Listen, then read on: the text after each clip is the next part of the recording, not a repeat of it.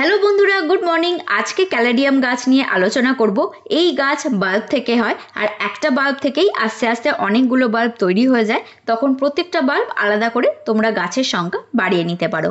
কখন, কিভাবে, কি ধরনের মাটিতে বাল্বগুলো বসালে সব থেকে ভালো রেজাল্ট পাবে, আর এই গাছের যত্ন সম্পর্কে আমি যতটা জানি সবটাই আজকে তোমাদের সঙ্গে শেয়ার করে নেব। দেখো, কিছু বাল্ব নিয়ে নিয়েছি। যে বাল্বগুলো এরকম উঁচু জিনিসটা দেখতে পাচ্ছ, সেগুলো হচ্ছে গ্রোয়িং টিপ। ওগুলো থেকেই নতুন পাতা বেরোয়।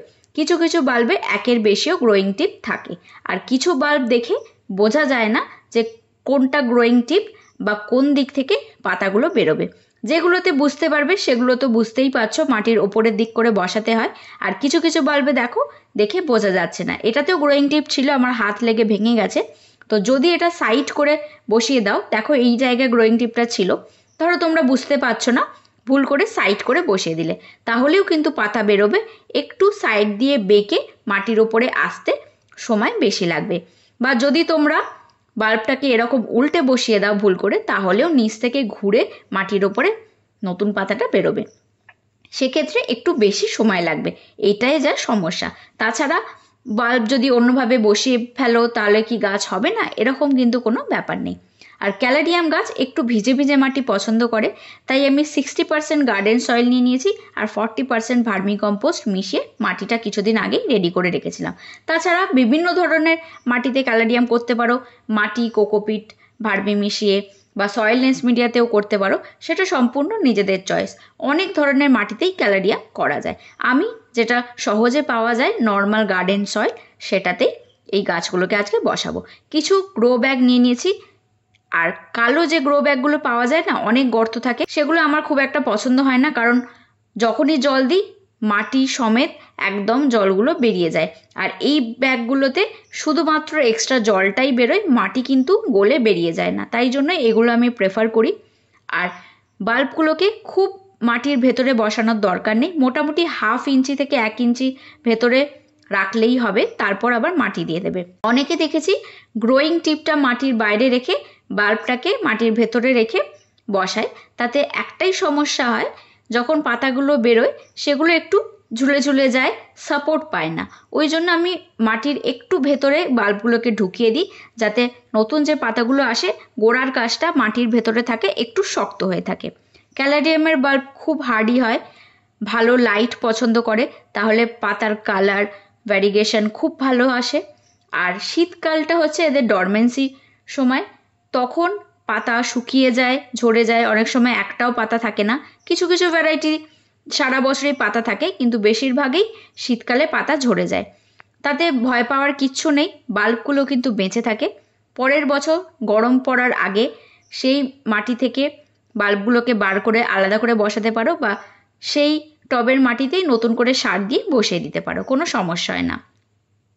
আর সার বলতে সেরকম কোনো সার আমি দিই না, খুব মাঝে মাঝে একটু ব্যালেন্সড এনপিকে জলে গুলে মাটিতে দিয়ে দিলাম।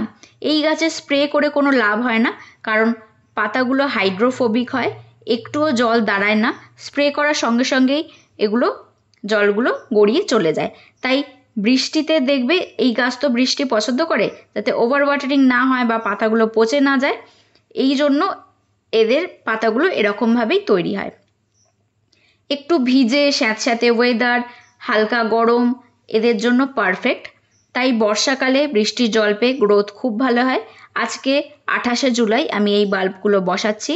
এর পরের আপডেট ডেট সহ তোমাদের সঙ্গে শেয়ার করব, স্ক্রিনে প্রত্যেকটা ডেটই আমি লিখে দেব। দেখো, ভালো করে মাটিটা সেটেল করে বাল্বগুলো বসিয়ে নিচ্ছি। এবার এটাকে খোলা আকাশের নিচে রেখে দিচ্ছি, এক্ষুনি জল দিচ্ছি না, কারণ কিছুক্ষণ পরপরই এখন যেহেতু বৃষ্টি হচ্ছে, বৃষ্টির জলে এইটা পুরো ভিজে যাবে। এখন জল দিলে আবার বৃষ্টির জল পেয়ে কাদা কাদা হয়ে যেতে পারে। এটার কিছুদিন পরের আপডেট আমি দেখাচ্ছি। বাল্বগুলো স্প্রাউটিং হতে শুরু করে দিয়েছে। মোটামুটি এই বাল্বগুলো থেকে 30 দিন বা 40 দিন পর সুন্দর পাতা বেরোতে শুরু করে দেয়। মোটামুটি এইটুকুনি সময় যদি তোমরা দাও, তাহলে একটা সুন্দর গাছ তৈরি করে নিতে পারবে। আর একই জায়গায় যদি গাছটা 1 বছর রেখে দাও, মানে ধরো এই প্লাস্টিকের টবে যেমন আমি 3টে বাল্ব বসিয়েছি, তো সেগুলো থেকেও আস্তে আস্তে বেরোচ্ছে। 3 নম্বর বাল্বটা একটু ছোট ছিল বলে সময় নিচ্ছে, বড় ম্যাচিওর বাল্ব থেকে খুব তাড়াতাড়ি পাতা আসে। তো 1 বছর মতো যদি এরকম রাখো, একটা বাল্ব থেকে মোটামুটি 4-5টা বাল্ব প্রপাগেট হয়ে যায়, নতুন নতুন বাল্ব মাল্টিপ্লাই হয়ে যায়। তো আমি এই গাছটা যখন কিনেছিলাম একটাই বাল্ব ছিল, এখন মোটামুটি 8টা না 9টা বাল্ব আমি পেয়ে গেছি। এই ক্যালাডিয়ামের ভ্যারাইটিটার নাম হচ্ছে হোয়াইট ক্রিসমাস। খুবই সুন্দর, পাতাগুলো যত ম্যাচিওর হবে, বড় হবে, এই সবুজের ভাগটা কমে যাবে, পুরো পাতাটাই সাদা হয়ে যাবে, শুধু মাঝের শিরাগুলো সবুজ থাকবে, দেখতে দারুণ লাগে।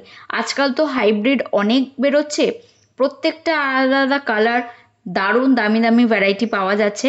এর পরের আমি একটা ভিডিও খুব তাড়াতাড়ি আনবো, যেখানে অনলাইন আমি কিছু হাইব্রিড ভ্যারাইটি অর্ডার করেছি, যেগুলো কমন নার্সারিতে, আশপাশের নার্সারিতে পাওয়া যায় না।